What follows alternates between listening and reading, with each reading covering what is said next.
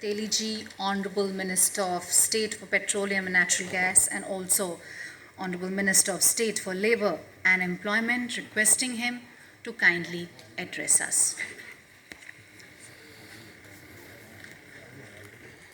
Petroleum एवं प्राकृतिक gas और आवास और शहरी कार्य के मंत्री श्री हरदीप सिंह पुरी जी, प्रख्यात वैज्ञानिक और मंत्रालय के हाइड्रोकार्बन पर वैज्ञानिक सलाहकार समिति के अध्यक्ष डॉक्टर अनिल काकोडकर जी, पेट्रोलियम एवं प्राकृतिक गैस मंत्रालय के सचिव पंकज जैन जी, मंत्रालय के वरिष्ठ अधिकारीगण, तेल कंपनियों के सीएमडी, निदेशक और वरिष्ठ अधिकारीगण, भारत और विदेश से आए वक्ता एवं प्रतिनिधिगण, उद्योग जगत के प्रतिनिधिगण, मीडिया के मित्रगण, पुरस्कार विजेताओं, दिव्यों और सज्जनों, आप सभी को मेरा नमस्कार।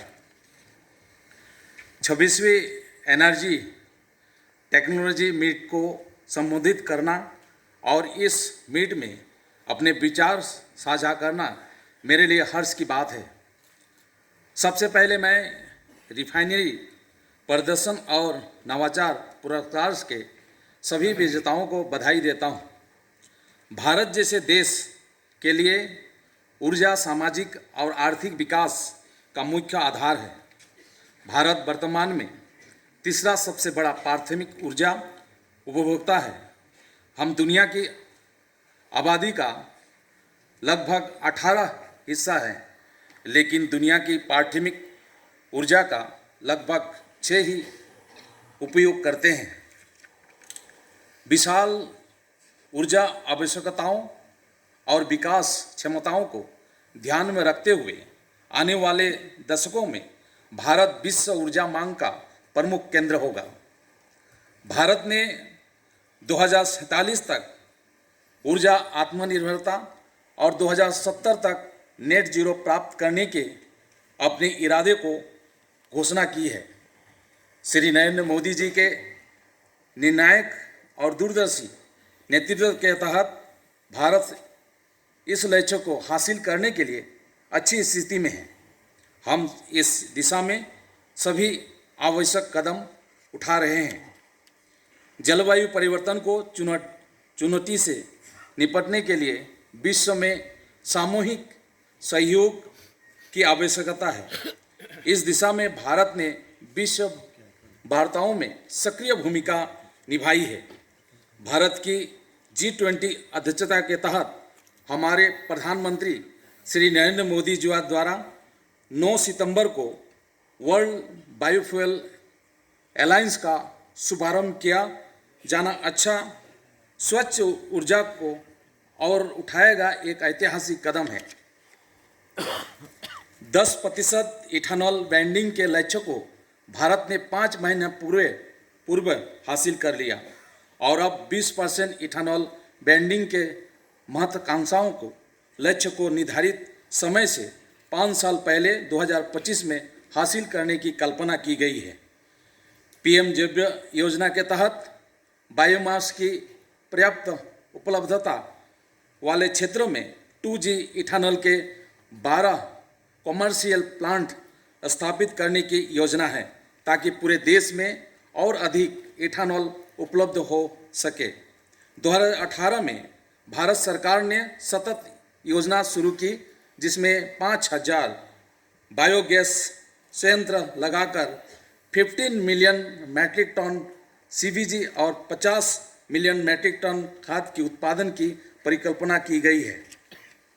भारत सरकार ने 2030 तक 50 लाख टन प्रति वर्ष ग्रीन हाइड्रोजन का उत्पादन लक्ष्य के साथ नेशनल ग्रीन हाइड्रोजन मिशन की घोषणा की है। भारत विश्व का चौथा सबसे बड़ा तेल संशोधन क्षमता रखता है और पेट्रोलियम उत्पादन का निर्यातक है। निकट भविष्य में भी भारत के ऊर्जा मिश्रण में पेट्रोलियम क्षेत्र की बड़ी हिस्सेदारी रहने वाली है। इसीलिए रिफाइनरी को व्यावसायिक जरूरतों और डिजाइन में परिवर्तन के साथ तालमेल बैठाते हुए आगे बढ़ना जारी रखना चाहिए। रिफाइनरियों को बायो रिफाइनरी और पेट्रोकेमिकल्स के साथ और अधिक एकीकृत होना होगा और नवीनीकरण ऊर्जा और ग्रीन हाइड्रोजन में भी प्रमुख भूमिका निभानी होगी।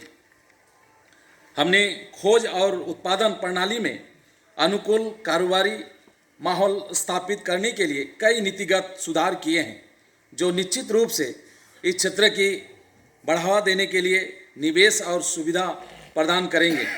हम सक्रिय रूप से सिटी गैस वितरण नेटवर्क को बढ़ावा दे रहे हैं और प्रमुख शहरों को हरित राजमार्ग से जोड़ रहे हैं, जिसमें ईंधन भरने वाले स्टेशनों में सीएनजी और एलएनजी वाहनों के लिए सुविधा मिलेगी। वर्तमान में देश के ऊर्जा मिश्रण में गैस की हिस्सेदारी सिर्फ 6% है और हमारा लक्ष्य उसे 15% तक पहुंचाने का है। सरकार ने गैस के उत्पादन और उपयोग को बढ़ावा देने के लिए कई कदम उठाए हैं। आज हम खुद को तेजी से बदलते ऊर्जा परिस्थिति में एक महत्वपूर्ण मोड़ पर पाते हैं।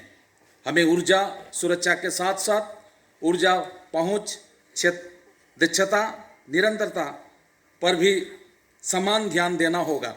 इस संदर्भ में मैं इस कॉन्फ्रेंस का मूल विषय बहुत प्रासंगिक है।